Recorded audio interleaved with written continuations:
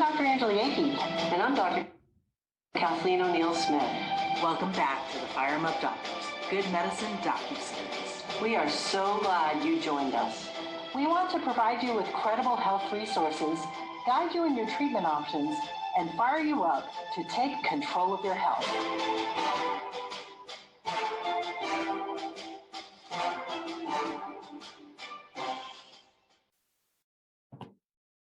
Hello, everyone. Welcome back to the FIRRIMup Doctors webinar. This is our third COVID update of our series.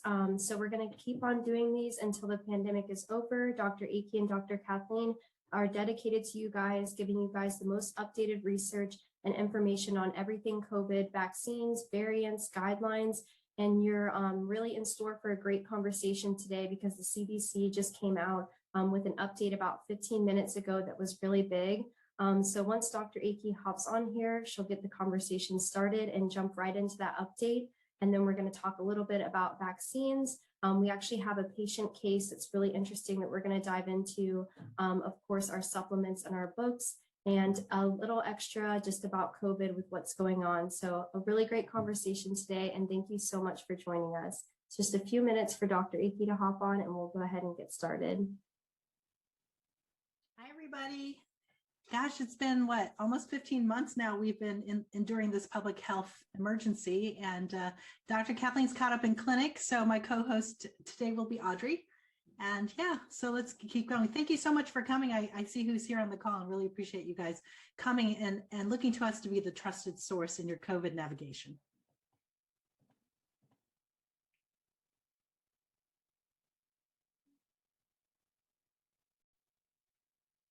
So we are in the middle of the update number 3 in May. We'll do one more next month, but and like I said, we promise to be with you until the public health emergency is called off. So hopefully that won't be in the too distant future. Yeah, I wanted to announce we've been doing some other things besides COVID. My friend and co-editor of this textbook, who Fascia Function and Medical Applications, had been #1 in sports medicine on Amazon. Fascia, soft tissue, it's very important understanding your whole body and pain. It just got accepted to be translated to Chinese. But anyway, my co-editor, David Lazondek, and I had a conversation on his podcast called Body Talk, and I'm happy to announce that that will be aired for the first time this Sunday. So I'd invite you to download Body Talk on your Apple Podcast or whatever ways you listen to podcasts and take a listen. Fascia is very, very important, even in COVID and post-acute COVID syndrome or long haulers, to understand the fascia. So take a listen to that. And we are going to be doing podcasts with guests, etc., messaging, fine-tuning your immune system.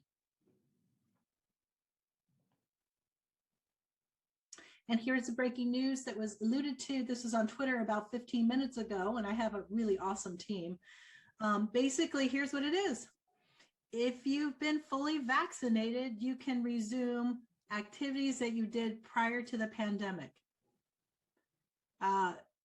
This is so basically it says you don't need to wear a mask or stay 6 feet apart except where required by federal, state, local, tribal, or territorial laws, including local business and workplace guidance. In our practice at North Florida Integrative Medicine, my private practice in Gainesville, Florida, we have many people who aren't vaccinated yet. So within my own business or practice, we will still be requiring masks of our team and glasses until we get more people immune or have experienced wild type COVID. We have a lot of seniors as well. But this is a brand new guidance from the CDC. And here's some other points you should probably know. If you travel in the United States, you do not need to get tested before or after travel or self-quarantine after travel if you've been fully vaccinated. You need to pay close attention to the situation at your international destination before traveling outside the United States. There are variants. For example, India. I've had several patients cancel their travel to India. And variants mean that your vaccine is less effective, and most of the variants are more infective. So not only is your vaccine not going to work as well, these variants are more infective. You still need to show a negative test result or documentation of recovery from COVID-19 before boarding an international flight to the United States. You should still get tested 3 to 5 days after international travel. You do not need to self-quarantine after arriving in the United States if you've been vaccinated. If you've been around someone who has had COVID-19, you do not need to stay away from others or get tested unless you have symptoms. However, if you live or work in a correctional or detention facility or a homeless shelter and are around someone who has COVID-19, you should still get tested even if you don't have symptoms. So this is hot off the press guidance from the CDC. Many of you have known me for many, many years, couple decades. I tend to be conservative. So I will tell you, if you want your individual consultation of what I think is the risk-benefit ratio, we have a couple slides from MIT on transmissibility indoors versus outdoors, which I definitely pay attention to towards the end of the deck. Next slide. So we have some statistics in North Florida. Actually, in the whole United States, the 7-day average new cases was about 36,000, which is half the amount versus last month. And I will tell you that the information doesn't distinguish between COVID positive testing and COVID illness.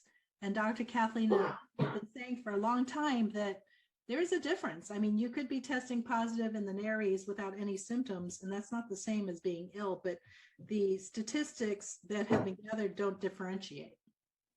So in Florida, the 7-day average new cases was 3,690. The deaths were 62, total cases over 2.2 million. In Alachua County, where I live, the new case 7-day average is 28, but again, no differentiation between illness and carriage of the SARS-CoV-2 virus.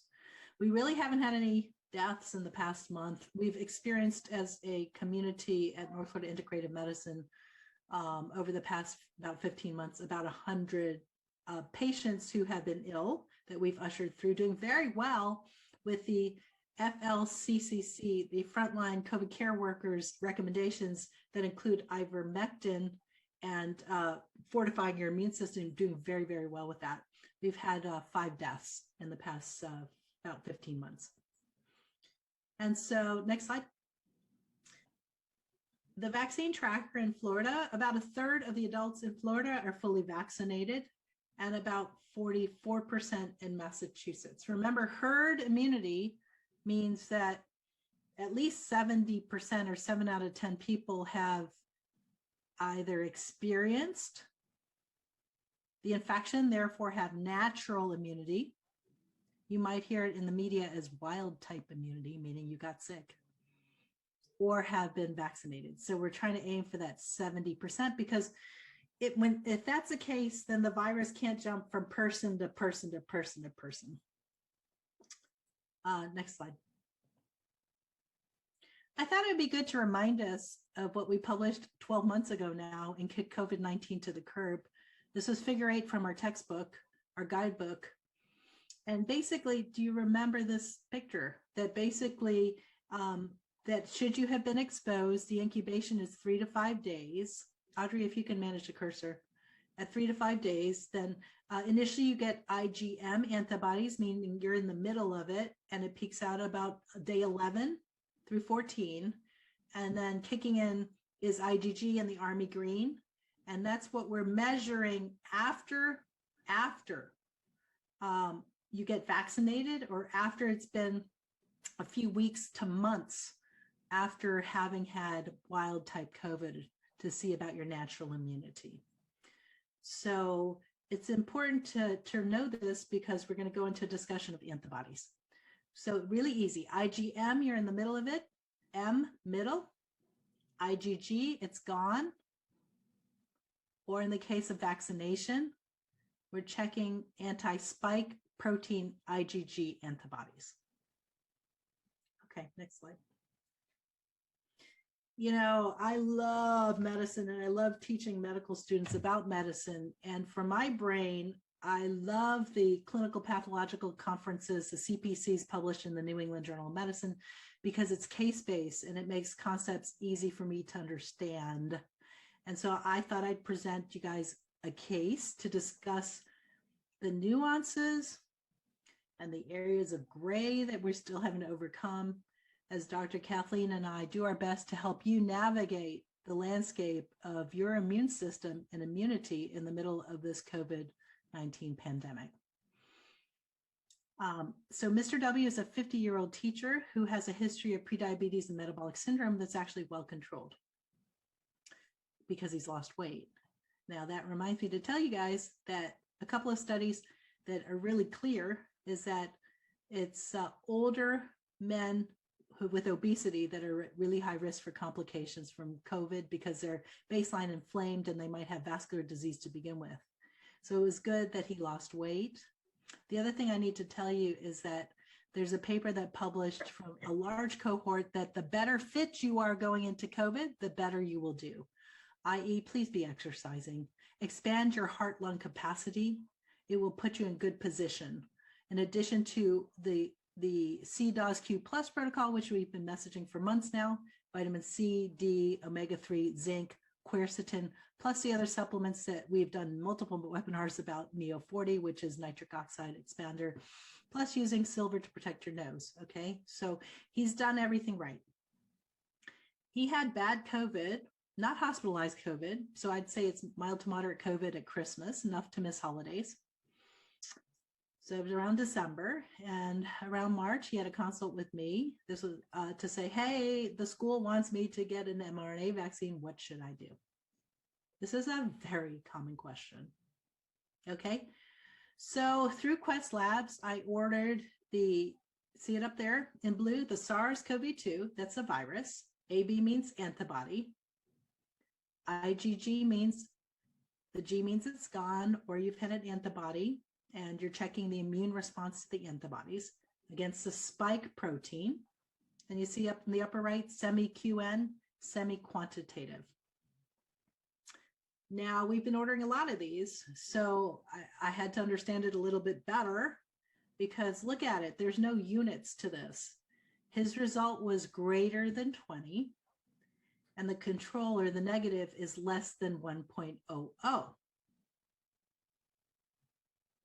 So how do you interpret this? Right? So he's greater than 20.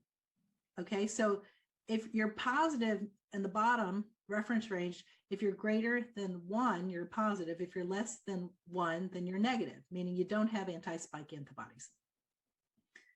So the way this index was developed is they basically said, okay, at this point, you have some antibodies, and however many units above it is times higher, you have antibodies to a max of 20. So all I could tell Mr. W was his was the max, greater than 20. So with his mRNA vaccine, he had the max response measured on the semi-quantitative test from Quest Labs, Quest Diagnostic Labs. So what does that mean, Dr. Akey? Should I get a vaccine? Well, I really couldn't tell him for sure, but I said, let me investigate a little bit more. What it's saying is that he had a robust response to his mRNA vaccine. And we know based on the data I shared with you last month that both the Pfizer and the Moderna mRNA vaccines confer 95% immunity 2 weeks after the second dose. Now here he is having a very robust response after wild type, meaning natural COVID. So he has a very robust response from having had COVID. So this was in March. So next slide. These are the gray areas that we're having to navigate every day. So I need to kind of reel it back and tell you about what we're trying to achieve in the scientific clinical community and where we are today. In the right box, you have the SARS-CoV-2 antibody assay ladder. And this was given to me by Dr. Meyer, PhD from Quest. And our ultimate goal is the top rung, to be able to tell you an antibody level that predicts that you have immune protection, so that when CDC says no mask, no social distancing, that you know that your antibodies are high enough that you are immune. That's where we're trying to get to. We have that information, for example, with hepatitis B. Those of you who are in healthcare, you know we measure our hepatitis B titers or levels periodically to make sure that if we get exposed to blood, that we're still immune. Otherwise, we need a booster. It took years to develop that number. We don't have that magic number at this point to tell Mr. W that he is immune and that he doesn't need a mask and he doesn't need a vaccine booster. All I could tell him is that he had, having experienced wild type COVID, the infection of COVID at Christmas, as of March 31st, he had very high levels of anti-spike protein antibodies. That's not even getting into the discussion of variants, because we'll go a little deeper in a minute. But I'm going to show you where we are and realize that never in my 30 years in medicine have we been evolving the data and the recommendations so fast. I feel like I'm riding a wild horse every day, trying to keep up with the literature and message to you the best of what I know now, so that when you make an individual telehealth or live appointment with me, that I can give you the best information so that we can make a one-on-one personalized decision. As for Mr. W, should he get a vaccine after he has high anti-spike antibodies after having had moderate COVID at Christmas? Okay, so realize early on we had the bottom rung, qualitative assay. Yes or no? Are you pregnant or not pregnant? Have you had COVID or had you not had COVID? Okay, so that was easy. We've had that. What you saw was a second rung through Quest, semi-quantitative assay. The next level up is actually still in research, quantitative assay. And we've sent quantitative lab levels to a lab in Boston that's mostly doing research, Boston Heart Labs, where if I'm really concerned, which I've done after the first sets of people back in March of 2020, measuring quantitative assays to see how they degrade, they generally degrade over 6 months. And that's what we've been seeing, is a degradation over 6 months. So that's not easily readily available through your healthcare insurance. The next rung up is virus neutralization assay, where you actually, in a Petri dish, we prove that the antibodies from your serum neutralize the virus that they're checking. And that's not easily done either. The ultimate goal is to be able to draw blood, as we do in hepatitis B, and say, wow, you're immune. Don't worry. You're not going to get it even if you get blood splashed in your eye. If you get a needle stick, you won't get hepatitis B. So we'd like to be able to say that with this virus, SARS-CoV-2 antibodies, but we are not able to say that yet. And so this is what I'm talking about, is how do we navigate this without having the science for what's best for Mr. W? Okay, next slide. Okay, so here's the punchline for Mr. W. All right, Dr. Akey, I had bad COVID at Christmas. I'm getting pressure from my school to get vaccinated. On March 31st, which is 3 months after COVID, March 31st, you told me that I have high levels of anti-spike protein antibodies, which, by the way, should you have been vaccinated, I would order the same test, right? And he had high levels. What do you do? What should I do, Dr. Akey? So this is what I tell Mr. W. I said, Mr. W, if you were my husband, based on a few facts, number one, that it looks like based on the medical literature that the antibodies after wild type or natural infection are good for at least 6 months. Based on the fact that you've lost a ton of weight, you're exercising, and you're fit now, and your metabolic syndrome is under control, and you really don't have any other illnesses, and I can get you through outpatient COVID, should you, I think not likely based on high anti-spike protein antibodies. At this point, Mr. W, I don't think you should get a vaccine.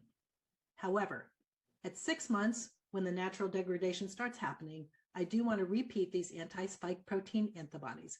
And hopefully by then we will have more medical knowledge and we can make a decision based on whether or not you're still maintaining high levels of anti-spike protein antibodies. And we'll make another decision. So he basically has a lab order for repeat anti-spike protein antibodies in June.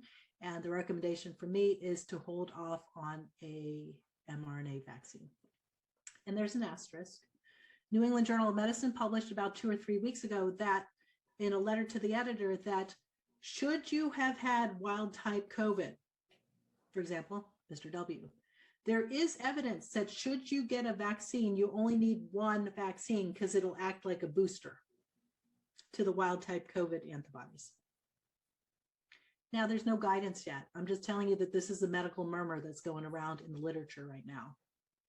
And I do believe this is true because I have had patients who we've ushered through COVID, who without talking to me gets the mRNA vaccine and gets a really rough reaction the first time and an even worse reaction missing work the second time. So this particular person's in her 20s, got wild type COVID in the fall. In January, had the opportunity for an mRNA vaccine, healthcare worker, spikes, she has a bad reaction after the first vaccine. 3 weeks later, gets a second vaccine and she feels terrible, missing work, because essentially she got exposed to it 3 times, not just 2 times. So definitely have a conversation with us.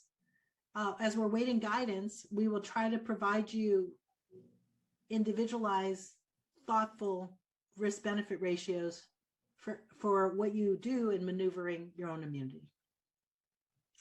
So the answer is, so should a patient with high antibody levels get vaccinated? The real answer is there's not enough medical information at this time to give you a concrete answer.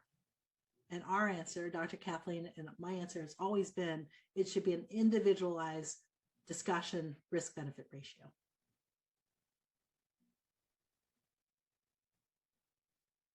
Okay, so you just got CDC guidance. You might be 80 years old. You got the Pfizer vaccine. They're going to open up the borders. Maybe we'll end up getting the #1 variant right now is actually the UK variant, but we might end up getting the double mutation from India. They basically just told us 15 minutes ago, if you're fully vaccinated, then you're free. No masks, no social distancing. I would argue, based on your risk-benefit ratio, to be cautious of a few things. #1 is still, it's very, very rare to get transmission outside. If you have the opportunity to meet with your friends and family outside, choose the outside option. And if you don't, if you go inside, open up the windows and open up the fans, because natural ventilation is very important. It's much better than AC. The mechanical ventilation doesn't augment drop sizes and circulation without filtration. So basically, the message is open up the windows. We managed so many COVID sick patients, and I said, honey, you're inside in the air conditioning. You're auto-inoculating yourself with COVID. Why don't you go outside? The weather's nice. It's kind of hot now, but earlier in the season, it was nice. Open the windows, let the air flow. Next slide.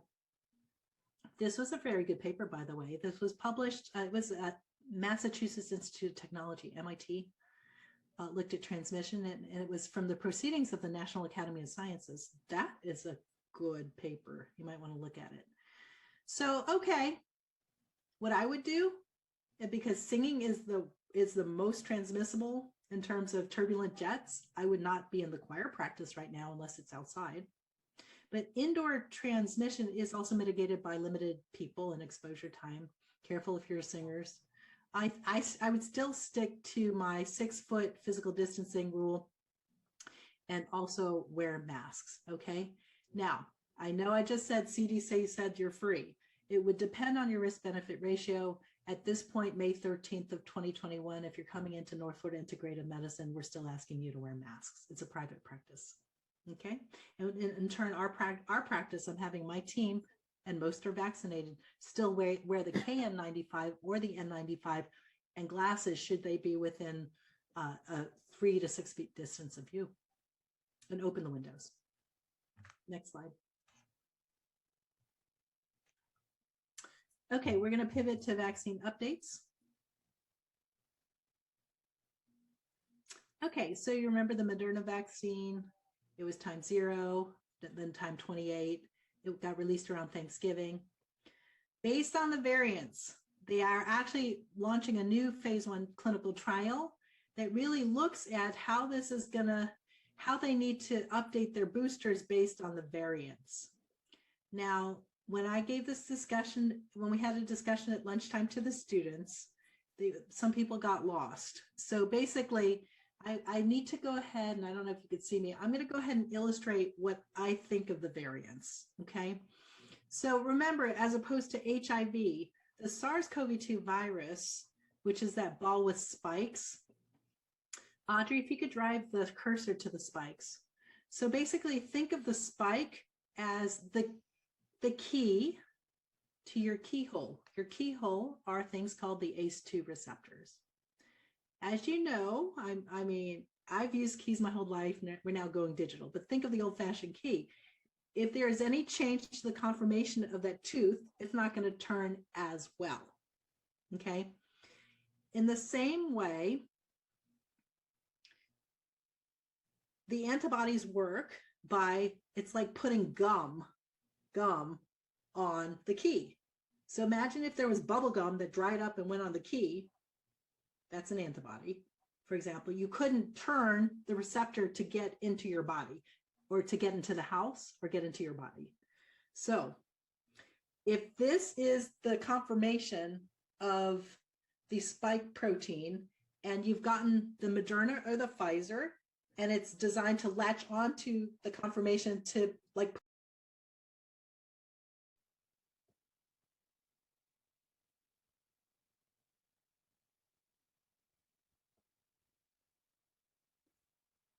All right, everyone, just give me a minute while I connect up to Facebook Live.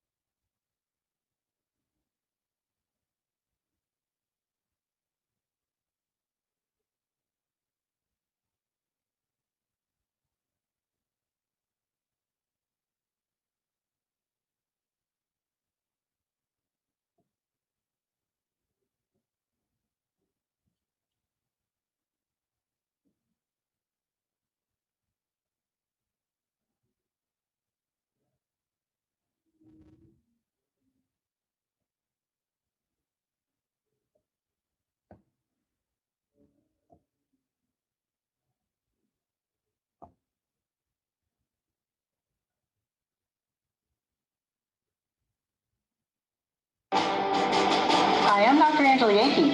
And I'm Dr. Kathleen O'Neill Smith. Welcome back to the FIRRIMup Doctors, Good Medicine docuseries. We are so glad you joined us. We want to provide you with credible health resources, guide you in your treatment options, and fire you up to take control of your health.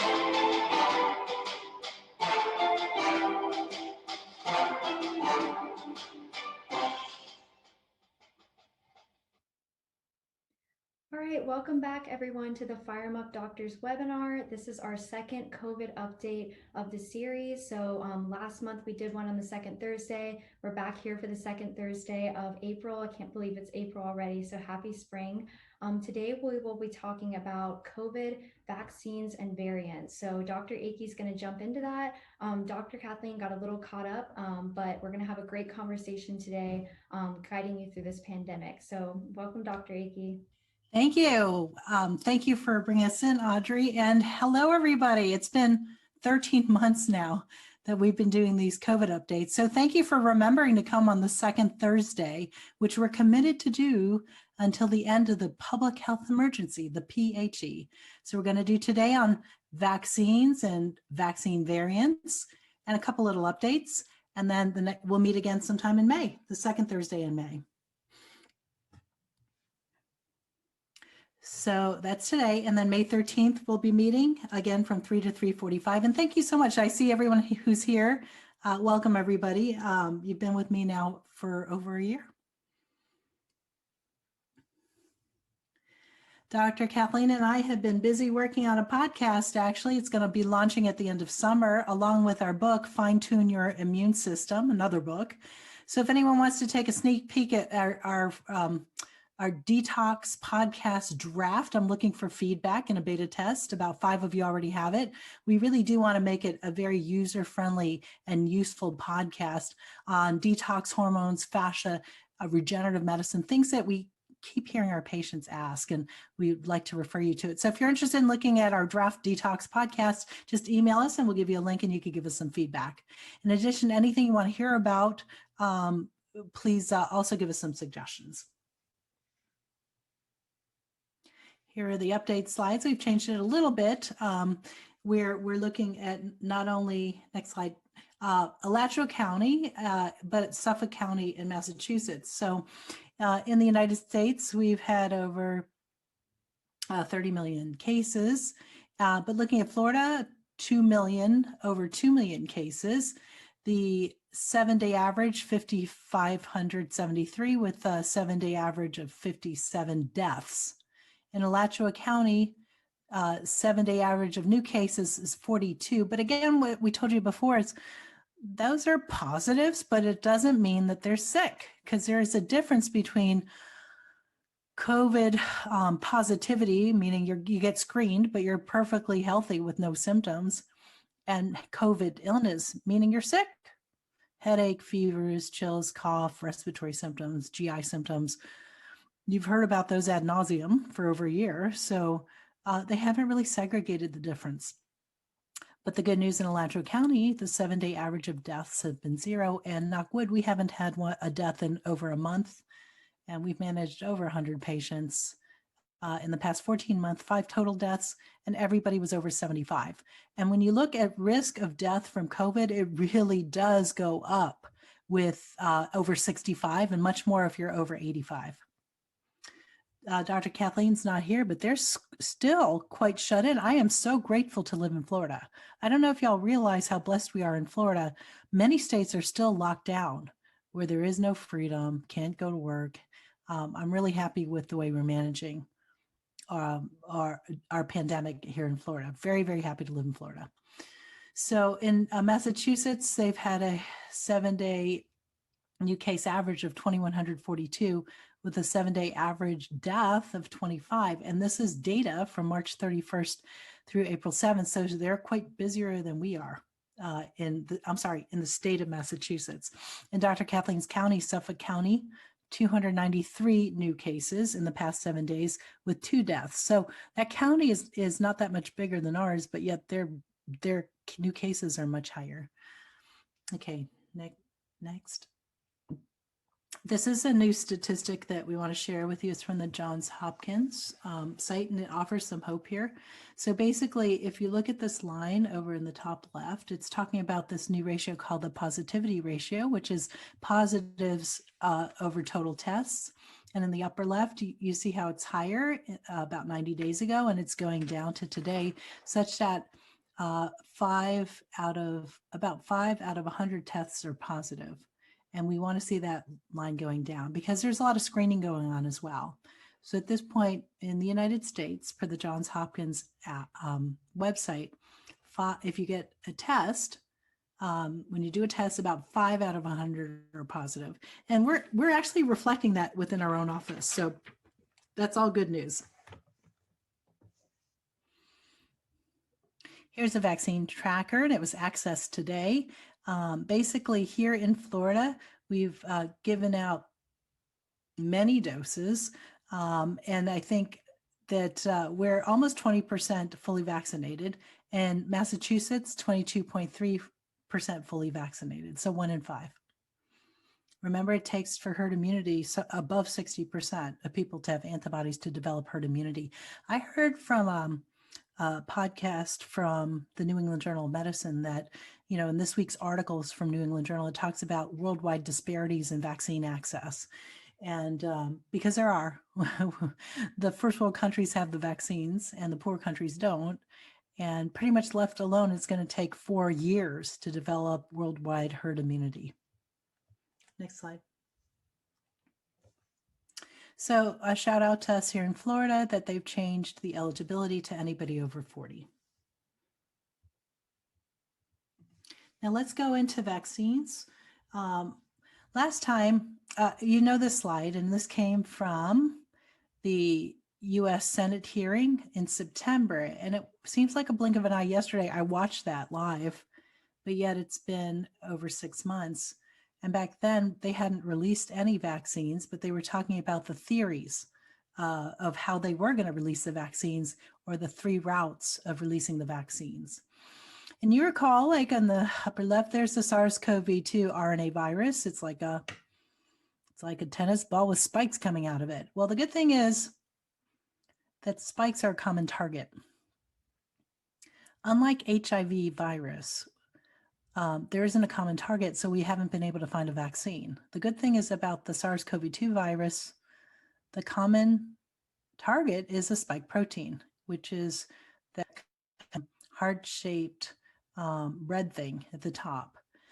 I will spend a minute to just give you a head up, getting ahead of myself, but I think it's good to visualize this, that virus wants to survive. It's evolution, survival of the fittest.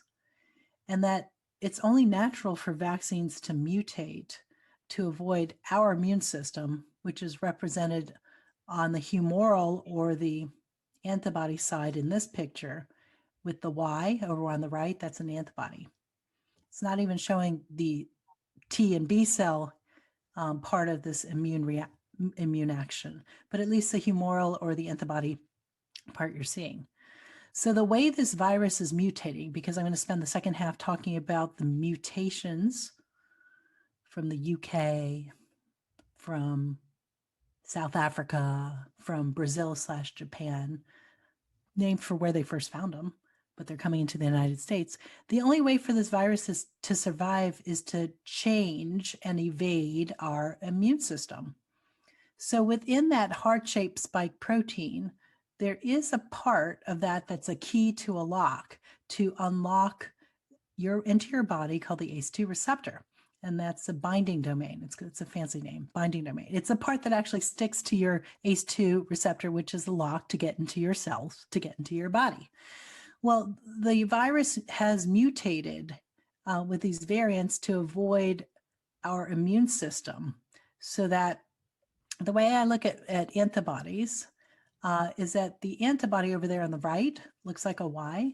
It actually is like when it attaches to that red spike protein, it's like putting gum on a key, so the key cannot turn into the lock or your ACE2 receptor to enter your house or your body. So the gum doesn't stick quite as well if it's mutated. So therefore, the key kind of works and can still get in your body. And that's the way I like to teach and think about mutations. So it's not strange in any way that this virus is mutating. It's biology. Okay, so that's the little bit on the mutation, but getting to the 3 routes of vaccine, because I do want to reiterate a little bit about the J&J vaccine, which I mentioned last time, but I feel like you're pretty good at that, and you're really good at the mRNA vaccines on the bottom route, all the way at the bottom, Audrey. The bottom route is the mRNA vaccine route, which is Pfizer and Moderna. I think you're good at that one already. We've been talking about that for 3-4 months. The middle route, see the middle route there where you have the DNA and it's carried in a shuttle called the adenovirus vector to make your spike protein. That actually works with your own genome. That is the route of the Janssen or J&J vaccine that's out there. It's a 1-dose vaccine. It has about 76% efficacy and 100% efficacy against mortality. So that's why the 1-shot vaccines are currently being used. That's also the route of the AstraZeneca vaccine, which is used in Europe, and the Russian vaccine called Sputnik. So when you hear about those, that is the middle route, which is DNA, adenovirus vector vaccine. And finally, I'm going to mention the top route, which is something more traditional in my mind, the Novavax. That's the one I'm holding out for myself personally. It's a more traditional vaccine where you're delivering the spike protein into your body and asking your body to recognize it and make antibodies. Next slide. So just remember this one-shot vaccine, Johnson & Johnson Janssen vaccine. We talked about it briefly last month. Many of my patients have already received this one. So basically it's a gene, kind of a gene therapy. And they've used this type of routing with the Ebola virus vaccine. It's been used before, but not in huge quantity. So basically, you have a virus vector, and you put the gene in there for the spike protein. It works with your genome to make the spike protein. And then when the spike protein is exposed by this APC, antigen presenting cell, in our book we call it the bishop, to your lymphocyte, it trains your immune system army. And that's what this is showing. The adenovirus that carries it is from a chimpanzee, and it's thought that because it's not human, our body won't react to the adenovirus vector or the carrier or the space shuttle, whatever you want to call it. My brain, I think of it like the DNA for the spike protein is like the payload of the space shuttle. Next slide. So the data is pretty good with that one in terms of 76% efficacy and 100% efficacy against severe infection, hospitalization, death. That's what they say. I didn't realize anything could be 100%, but that's what I read. Okay, so again, so this one, the next one we're going to talk about is the Novavax. I'm really excited about it. The top route over there with the arrow. And Dr. Mobeen, M-O-B-E-E-N, spent a whole hour on the Novavax. So I'd refer you to that YouTube. He's reliable. Next slide. So basically it's only in phase 3 trial in the United States, but they have done a phase 3 trial in the United Kingdom. It was published on March 11th. However, I don't really like reading or science through the actual manufacturer. I like peer-reviewed articles, and I couldn't find any peer-reviewed articles yet. But at least on their website, they said 100% protection against severe disease and 96% efficacy against the original strain of the COVID-19 virus. And it was still effective, but less effective against the UK and South African variants. Next slide. So it was 86% effective against the UK variant and about 55% against the South African variant, but 100% effective against severe disease and death. So pretty good there. Next slide. Yeah, so I would refer you to study these graphs. They're from Institute of Functional Medicine, ifm.org. I feel like these, and they're hard to read here, and you could certainly go back on the YouTube, but I'd refer you to Institute of Functional Medicine to study this, ifm.org. And basically, the top 2 rows are Pfizer and Moderna, the mRNA vaccines. And you could look at our previous webinars, but basically 94.5 overall efficacy. That's like outstanding. There is some risk of immuno problems, anaphylaxis, allergies. I've had 2 this month on the mRNA vaccines. 2 patients who got a fat tongue, and one had to take Benadryl, almost an EpiPen. And the other I just saw today, who, because she was driving her child home from the pharmacy, she didn't want to take the Benadryl, but took an EpiPen home, but didn't have to take it. But she's not, both of them are not getting the second Pfizer vaccine. So really, you got to be careful. And it said that if you carry an EpiPen or high risk of allergies or anaphylaxis, you probably don't want to take one of those. So I think these vaccines are individual decisions. I'm really happy to say the senior members of my family have received mRNA vaccines. Certainly for 65 with risk factors or above, you should be taking a vaccine. Johnson & Johnson, or the Janssen vaccine, only a handful of our patients thus far have had it. I haven't heard of any bad side effects at this point within our patient population. I would table the AZ vaccine. The AZ trials have had problems within themselves, and you've heard of some issues with blood clots. I don't think it's coming to the US anytime soon. So we'll table that until it does.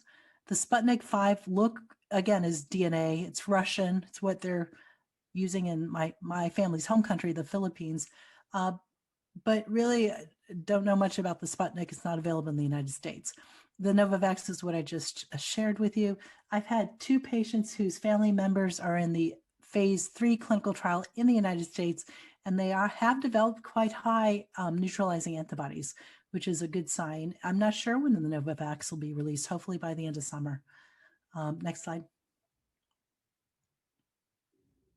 This is the part I want you to look at, because I think it's really useful that this website has put, a doctor website has put together the types, the sponsors of the vaccines, and theoretical or at-risk populations, and outstanding questions. And I would draw you to the outstanding questions because they're all pretty much variations on the same theme. Well, what if I have autoimmune disease? What about children? What about breastfeeding? What about the next generation? What about fetal development? What about long-term problems? We are all involved in a phase 4 clinical trial as a nation and international community. It's going to take a while to really look back and see who this most benefited, who we should have given it to, who we shouldn't have given it to, what side effects could have happened. We're learning. We're all learning together. For example, I have a patient who is a solid organ transplant patient who has had 2 Pfizer vaccines. His wife developed antibodies and he did not. So then that at the same time, I'm reading the Johns Hopkins data on solid organ transplants because they're on immunosuppressives to prevent rejection of their allograft or their donated organ, be it a kidney or a heart. Their immune system is suppressed so that they're not developing antibodies. Well, what to do? So I call a specialist in another state and I say, so what should I do? And a specialist is kind of what I'm saying. We don't know. This is all an experiment. What is the best thing to do? We're not sure. So I went ahead and supported my patient getting a 3rd vaccine, the J&J vaccine, because he failed to develop antibody on Pfizer 1 and Pfizer 2. So like I said, we're just, these decisions should be individually discussed with the best practice for you as an individual and not across the board, in my opinion. Next slide. We've had several patients have what you would expect with any vaccine. In the arm, you could have pain, redness, swelling. In medical school, and I teach medical students as well as my own pre-medical interns, I say rubor, dolor, calor, tumor. Okay, the 4 classical signs of inflammation. Rubor is red, dolor is pain, calor is hot, tumor is swelling. Those are all classical signs of inflammation. Well, you should expect it because if you have no inflammation, it means that you're not mobilizing your immune system army. And it turns out that if you're getting a vaccine and you have 0 reaction, for example, my patient I shared with you, my solid organ transplant patient, he had minimal reaction. His wife felt bad and she developed antibodies. He didn't feel much at all and has no antibodies. So you do want those pain, redness, swelling, warmth. It's a sign that your immune system army has mobilized. Well, what about the rest of the body? These are called systemic symptoms, and they mimic patients we manage with COVID-19 infection. Why? Because I consider vaccine faux COVID, fake COVID, or a small form of COVID, because your body can't tell the difference. So what does COVID look like? Fever, headaches, chills, body aches. Some people have sore throats. Some people had diarrhea. This lady who had baseline gastritis that was quiet developed an exacerbation of her gastritis because it mobilized inflammation in her body. Some people get muscle pain. Some people have to miss work. I will tell that most people after the second dose, I tell them, go ahead and plan 2 days off of work because you get your baseline, you may have a reaction, but after the booster, you could get a big reaction where you feel really bad for a couple of days. None of my patients have died. None of them have been hospitalized, and that's all good. Next. I'd refer you to a national database called the VAERS Vaccine Adverse Event Reporting System. I think it's a very hard website. It's not user-friendly at all. We've tried to report, it's hard. We've tried to read it, it's hard. But as of April 1st, there were almost 400,000 adverse reactions reported to the website. And basically you could self-report or your doctor can report. And then also per the CDC and the VAERS website, there's about 2,500 reported deaths of those who received the COVID-19 vaccine. So realize that whenever we give a vaccine, be it flu vaccine, MMR vaccine, any vaccine, we know that there will be vaccine injury. In fact, there's a vaccine injury fund normally. However, that's been suspended for these COVID vaccines in the middle of a public health emergency, meaning that if you get injured from a vaccine, you do not have access to the monies and resources of the vaccine injury fund. If you want to read more about that, the ethical dilemma, the social dilemma, etc., there was good articles in the New England Journal of Medicine about a month ago on that. So yes, we expect injury after these types of public health maneuvers, be it COVID vaccine virus, whatever flavor you have, or any other, or any other vaccine. So take a look at that. Next slide.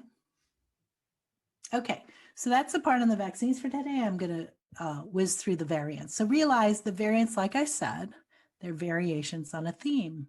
So basically, if you have a SARS-CoV-2 virus, that virus will mutate in different ways, not only on the spike protein, but other proteins in the virus in order to survive. Biology is about survival of the fittest. So the question is, if you have like a hand in glove fit and trained your immune system army to make a certain type of antibody to fit perfectly well into the wild type or the baseline SARS-CoV-2 virus, well, what if it mutates, right? I have a little bit of data from CDC to review with you. First of all, in this webinar, I reviewed back in January, morbidity and mortality weekly report that said, come March, the #1 variant or mutation will be coming from UK, formerly known as B.1.1.7 variant. All right, yeah, it has a higher transmission rate and it actually has a slightly higher death rate. And I'll show you that in a minute. But it turns out that vaccination, which you saw above with the Novavax, the efficacy is slightly less, as is the monoclonal antibodies.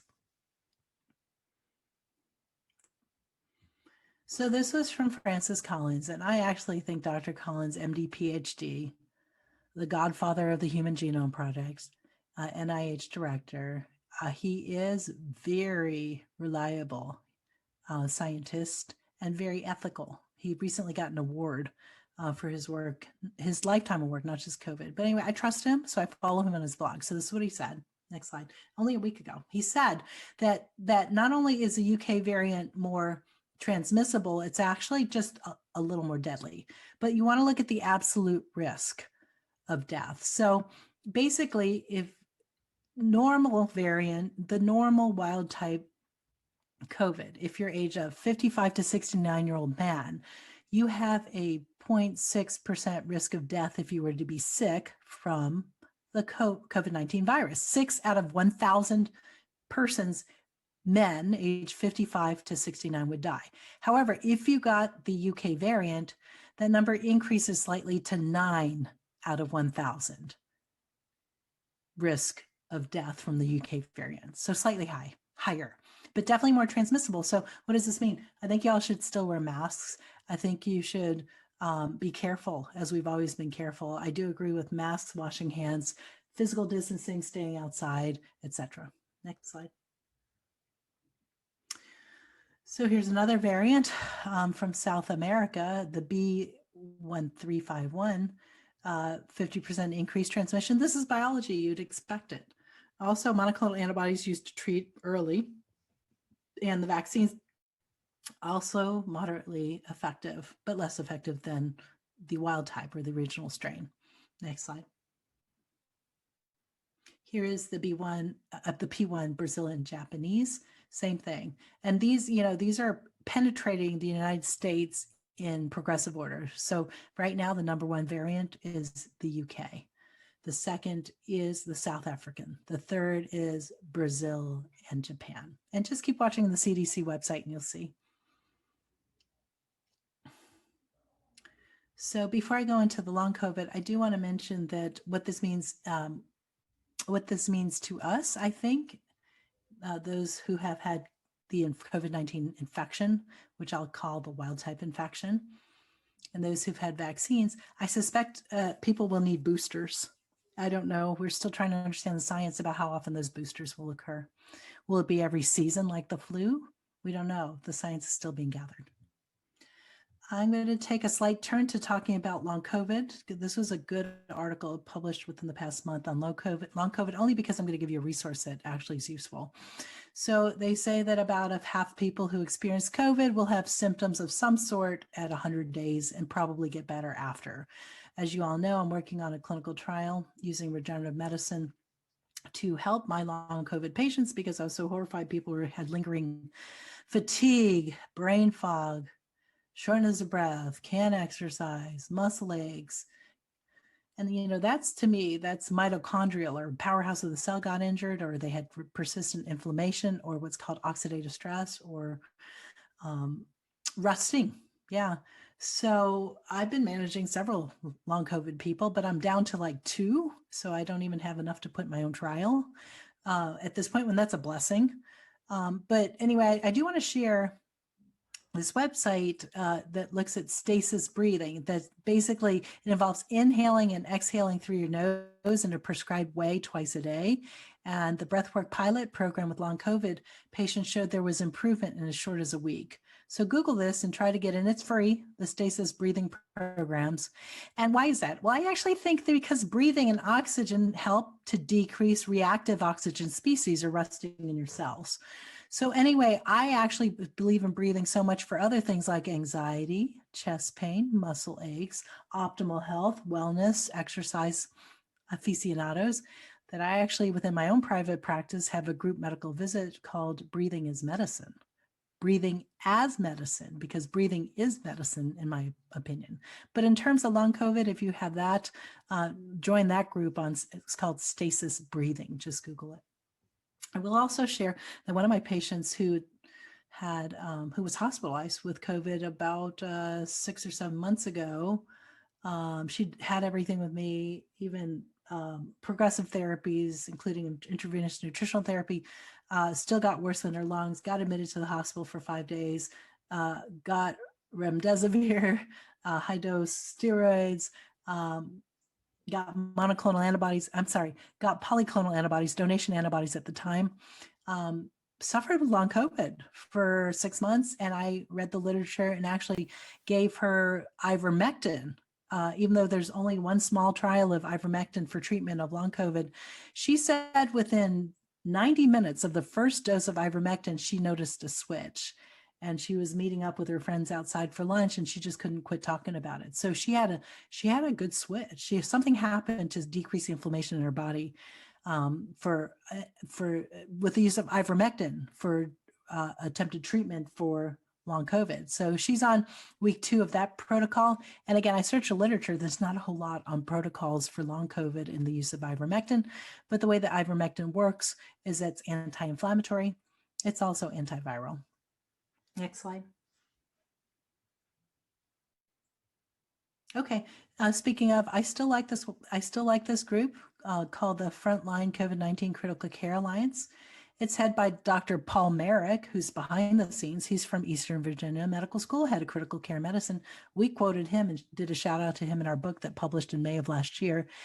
He formed this group, and the president is Dr. Pierre Corey, Kory. I'd refer you to him. Just Google him. Fantastic group. Makes a lot of sense. Been managing people extremely well with these protocols. Plus, so I say that we follow these, but we add our own twist, and seem to be doing really well with management of our patients. Okay, so I'll open it up for Audrey to pitch me any questions that might have come along the way for a couple minutes, and we'll wrap it up for today.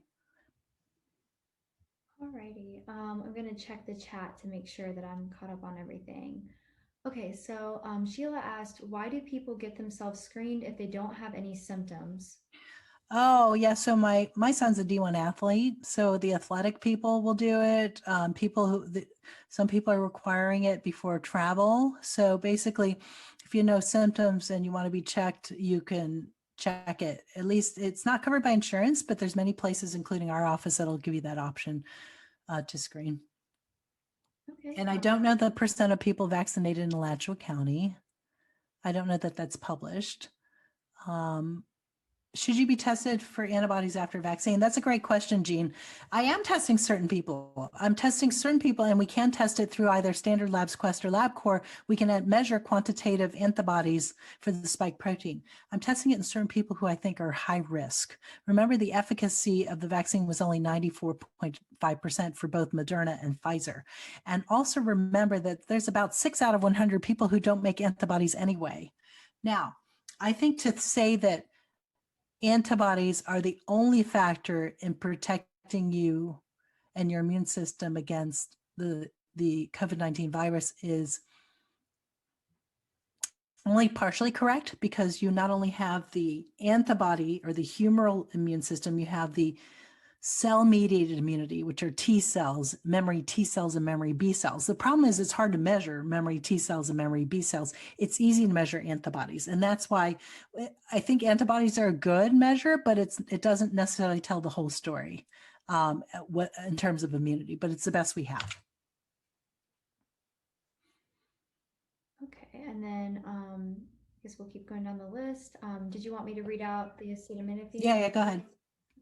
So I was taking acetaminophen before and after my first shot due to shoulder pain. Did I cancel the positive effect of the shot? Can I get tested for antibodies? Okay, so first of all, acetaminophen is also known as Tylenol trade name. It does not affect inflammation, so that shouldn't have affected it. I try to keep my patients from using ibuprofen around the vaccine, or other type non-steroidal anti-inflammatory medications. Because I do want inflammation. So if you are having side effects around the vaccine time, go with Tylenol first. And in my patient population, if you spike a temperature greater than 101.5 and the Tylenol's not holding you and a cool bath's not holding you, then go ahead and take ibuprofen. If you want to try to check antibodies under your insurance, we'd have to find a reason. So make a telehealth appointment with any of our team. Perfect, thank you. What to do with family members who are anti-vaxxers, if anything? That whole discussion. So I actually think vaccines used prudentially and judiciously in people different situations is actually a good thing. I think vaccines have saved a lot of lives. So to say you're anti-vaxxers, I'm not going to take a vaccine for anything, it would be an individual discussion. I would say that if you're at risk and you're over 65 and you have people that might transmit to you, I'd still be careful. Even if I've had the vaccine, I'd still be careful, especially because you just saw the rates of decreased efficacy of these vaccines with the variants that are coming around.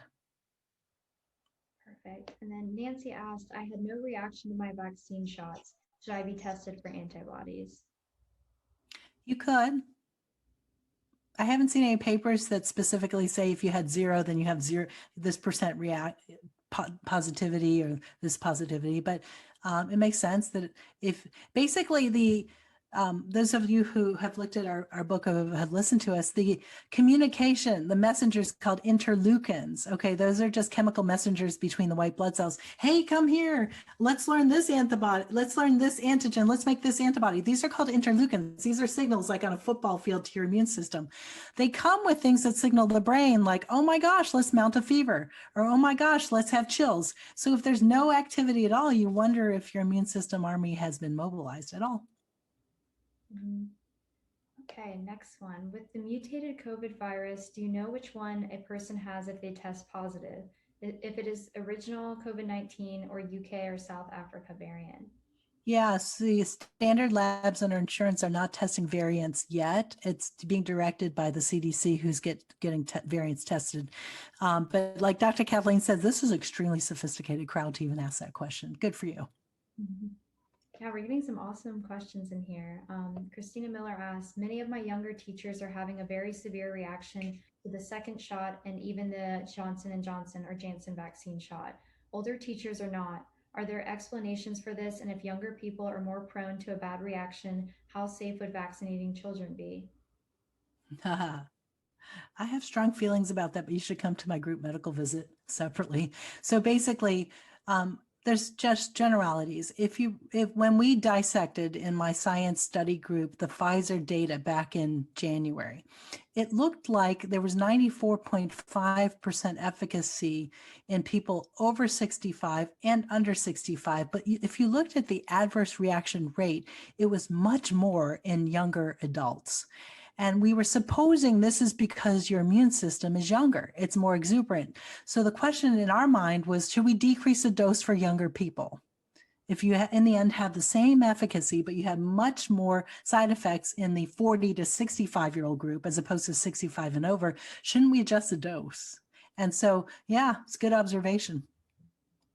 As for children, I'm going to defer to the CBC, but if you're my patient, you could talk to me individually about your own family. Okay, last one.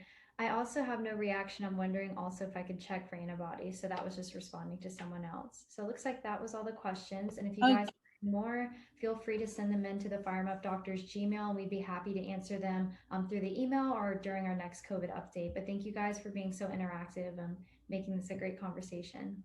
Yeah, shout out to all of you guys. I'm looking at the list of who's here. Many of you have been here to every one in the past 14 months. No wonder you're so sophisticated. So for now, everybody, be safe, be well, and God bless you all. And thank you, Audrey, for co-hosting. Bye-bye. Okay, everyone. Thank you again, Dr. Akey, for that great conversation. I'm so grateful for her guidance through this entire pandemic and really committing to being with all of her patients and updating them throughout this whole thing. So it's so awesome to be a part of this process. And before I let you guys all go, I'm going to offer up the supplements and books we have for this week. So at our FIRRIMup Doctors Get Healthy store, right at the top, we have all of our supplement bundles, so you can just click on the supplement bundle and you don't have to worry about adding these all individually to your cart. And so this is the basic immune pack, and this pack is great for COVID prevention, but also just to fortify and strengthen your immune system in general. So we have up top the CDOS protocol, we have the neurobiologics vitamin C, we have two options for vitamin D. The one on the left is going to be the D3 2000, and that's the non-vegan version. And then on the right, we have the liquid vegan version. And then we have Pro Omega 2000, that would be the standard version, and then the Algae Omega would be the vegan version. And then the last, the Z and the CDOS protocol is our Pure Encapsulation Zinc 30. And then the plus is going to be your Pure Encapsulations quercetin. We also have the colloidal silver spray and then the Neo 40 lozenges. And so this entire pack, if you were to take it, is less than $5 a day. So if you think about that, it's less than an expensive Starbucks coffee just to strengthen and fortify your immune system. So it's a great deal, and you don't have to worry about picking these supplements out individually. We've curated this pack so that you can just add it right to your cart. So that would be on the FIRRIMup Doctors Get Healthy store.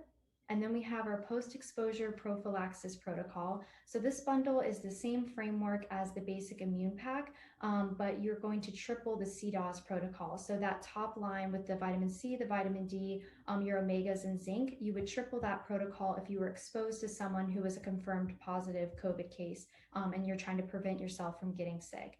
And then in the bottom, it's the same, except the only thing we're adding is the immune PRP spray. And again, that bundle is available in the standard version and also the vegan version right at our FIRRIMup Doctors Get Healthy store. All of the bundles are right at the top, and your vegan version is going to be the green color, and then the standard version is going to be the blue.